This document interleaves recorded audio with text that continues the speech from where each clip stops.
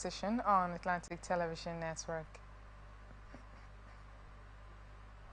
River State Police Command has arrested two suspected robbers identified as Ikenna Obiko and Isichukwu Ineji. The command's public relations officer, Grace Iringe Koko, said in a statement that the two suspects were apprehended in the Olu Obasanjo area of Port Harcourt while riding a motorcycle.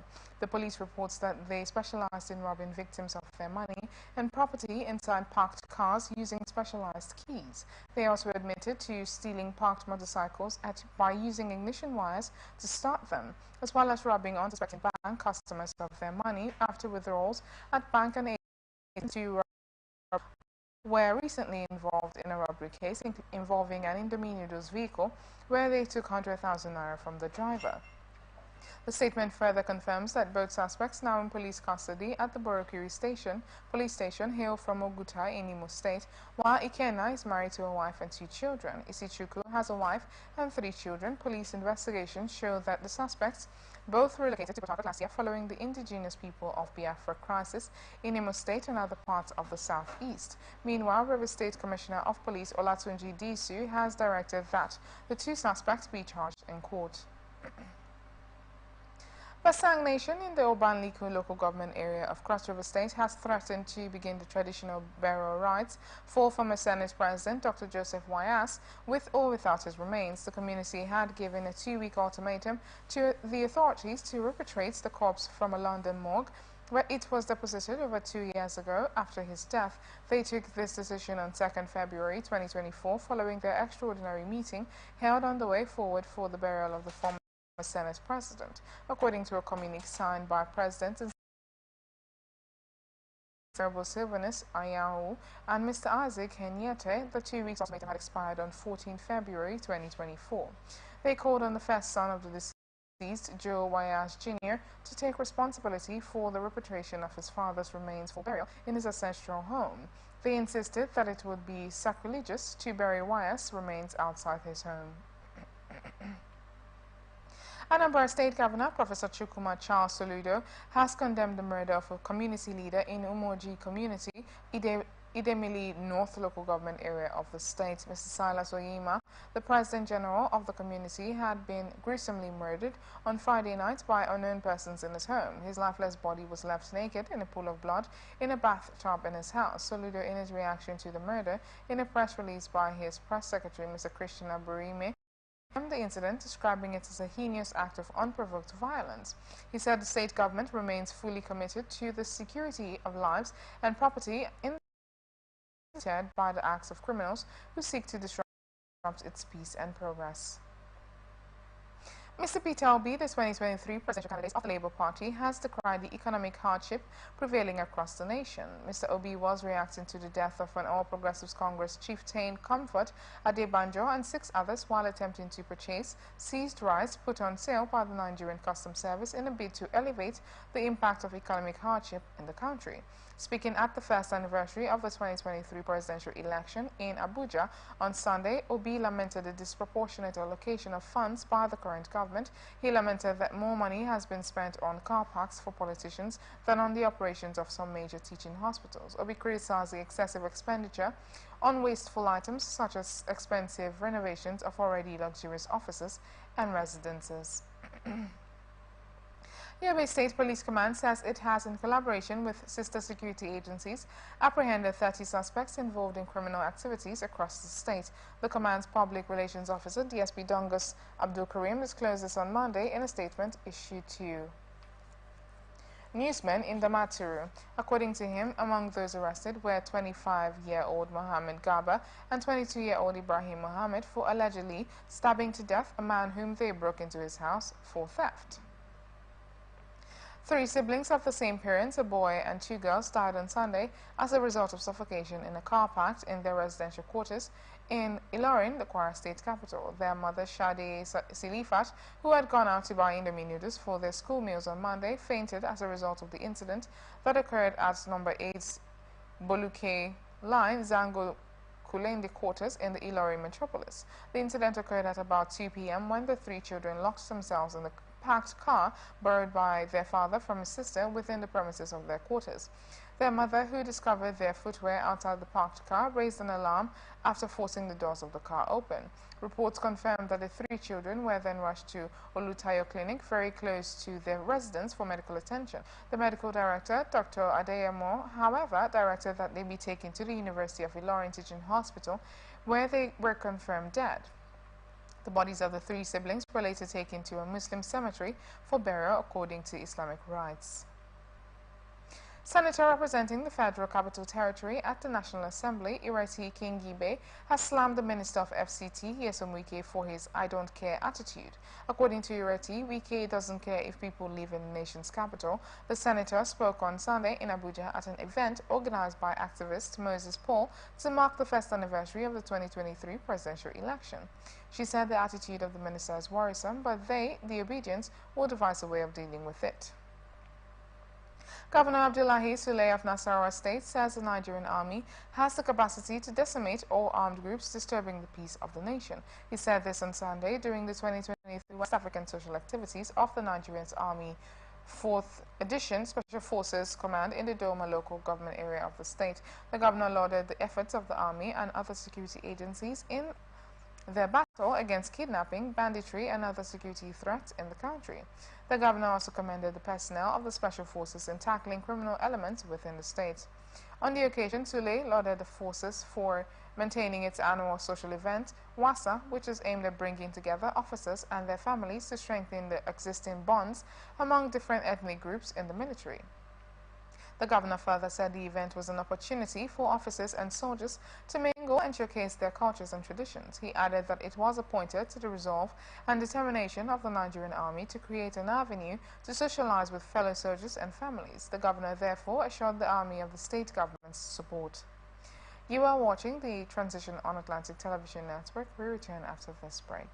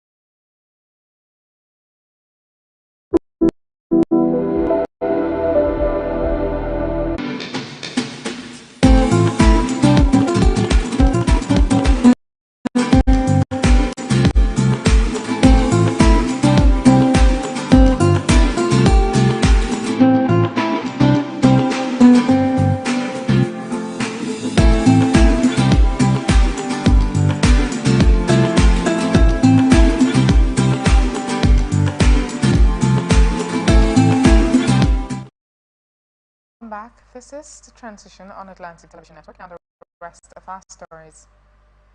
The recent call for the creation of additional 3 states in the Southwest by the House of Representatives member representing Obukonoradi Federal Constituency of Osun State, Mr. Oluwole Oke, has reignited the arguments for and against the creation of more states in Nigeria. While some have argued that available empirical records do not support creating more states, others are saying that it would bring about more development. There are those who insist that there is nothing wrong in creating one state in the southeast. The proponents of this argument would ensure justice, equity, and fairness, as it remains the only zone in Nigeria with 5 states, even 7 for the Northwest. Yet, there are those who believe that the only panicker to end agitation for more states creation agitation is to revisit the 2014 Confab report, which they believe takes care of all the concerns and fears of every zone in Nigeria. One of the recommendations of the 2014 National Conference during the Goodluck Jonathan presidency was to create additional 18 states, 3 for each zone, after an additional 1 state must have been created for the Southeast to bring it at par with the other zones, with the exception of the Northwest. Nigerian army reacts to speculations of coup against Tinubu government. Nigerian army has said the rumors of possible coup against the President Bola Tinubu administration is fake news. There were reports claiming that the presidential guards have been placed on high alert over suspicions of a coup plot in Nigeria. The report said key brigades were under watch as the Colonel Adebisi Onasanya held meetings with Tinubu and his chief of staff, Femi Bajabiamila. One of such reports on their official X page and wrote fake news. There has been tension in Nigeria amid the current economic hardship, rising inflation, and high cost of living following the removal of fuel subsidy and floating of the naira by President Tinubu. Recall that last week, the Chief of Defense Staff, General Christopher Musa, warned against calls for a coup and asked people to desist from such. And now to some business reports. Naira appreciated against the US dollar at the parallel foreign market exchange market during the weekend. The country's currency exchanged at 1,500 and 1,698 naira per US dollar on Saturday and Sunday respectively, from 1,800 on Friday. The gain on Sunday represented 300 naira or 16.6% gain against the USD at the unofficial market. The development comes amid CBN's fresh regulatory draft against bureau de change operators, including banning street trading and a new minimum per capita taxation. Recall that the Economic and Financial Crimes Commission had continued its clampdown on Abuja and other major cities in an effort to stabilize the currency. However, the Chief Executive Officer of the Financial Derivatives Company, Bismarck Rowan, had told President Bola Ahmed Tinubu to stop chasing shadows with its EFCC raid on BDC operators. The presidential candidate of the Labour Party at the 2023 general elections, Peter Obi, also faulted the EFCC raid on DBS on a naira crisis. There is an expected interest rate hike in Nigeria as the Central Bank of Nigeria Monetary Policy Committee meeting holds on 26 February in Abuja. The two-day meeting, scheduled for 27 February, is the first since the appointment of CBN Governor Olayemi Cardoso in September last year. The last MPC meeting was held in July 2023 under the former acting CBN Governor, Mr. Folashodun Shonubi, where the country's interest rate was 18.75%. Meanwhile, with inflation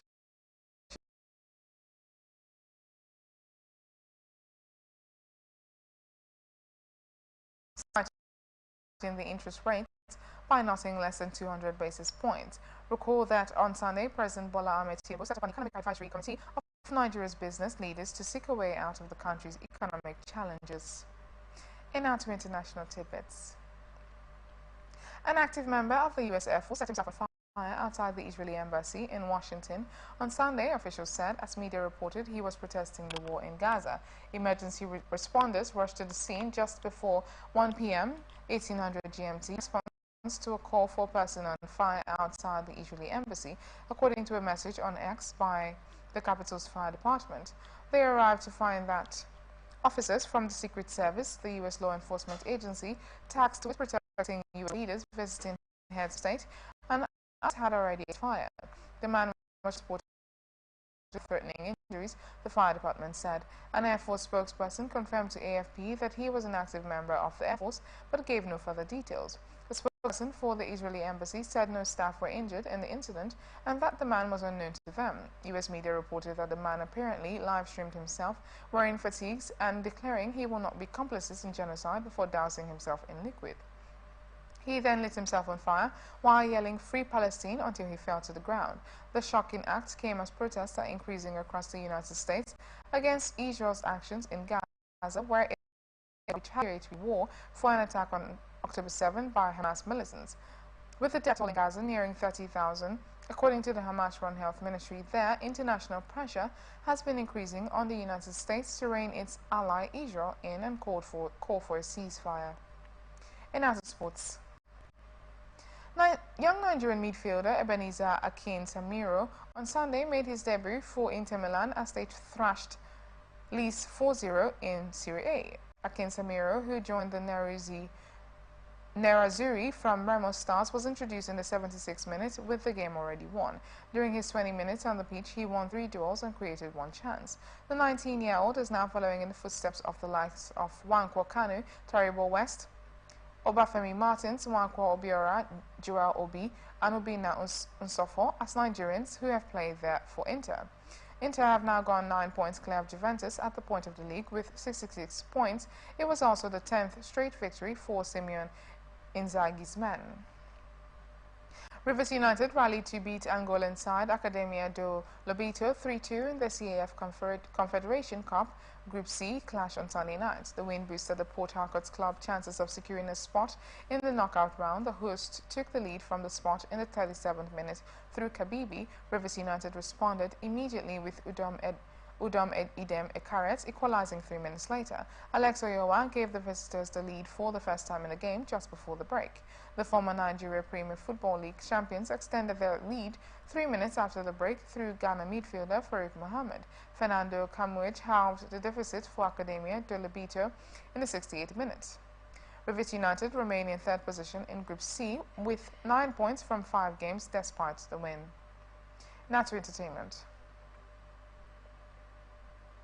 Veteran Nigerian singer YC Alabi Adetola, popularly known as Pasuma, has revealed that he began his career as a footballer but turned to music after he failed to make the Nigerian squad for the 1985 FIFA U16 World Championship in China. The Fuji musician disclosed this in a recent interview with Nollywood actress Iyabo Ojo. He noted that the global success of YC Ayinde's 1984 album, Talazo 84, inspired him to embrace music immediately after his World Cup dream clashed. And that's the size of the package. Thanks for joining us. I am Valentina Lawrence.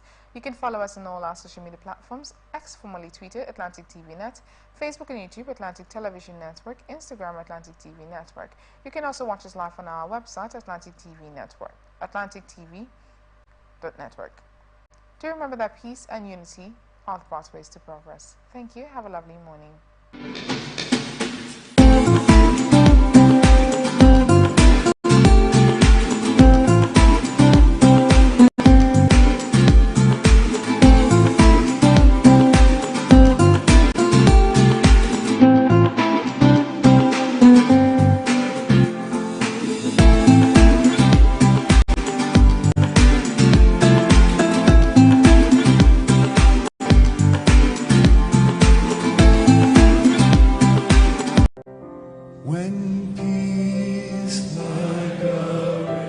The Jogu family of Umunna in Amuju in Isu, local government area of Imo State, cheerfully mourn the demise of their daughter, sister and mother, prophetess Kola Ijoma Ijogu, whose sad event occurred on Saturday, 5th of January 2024 at UPTH. Burial arrangement, night of tribute. Date is Thursday, the 29th of February 2024. Time is 4 p.m. and venue is Wish Complex, Wish Avenue Radio Estate, NTA Road, Ozoba, Port Harcourt. Burial service, Order of God of Abraham Ministries. Date Sunday, the 3rd of March 2024. Time 10 a.m. prompt. Venue Umunna in Izu, local government area of Imo State. Retirement follows immediately after service. She is survived by Mrs. Roslyn Obonna, mother, Raphael, Richard, and Wisdom sons, Sonny Ejogu, Ugochukwu Ejogu, Chukwudi Ejogu as brothers.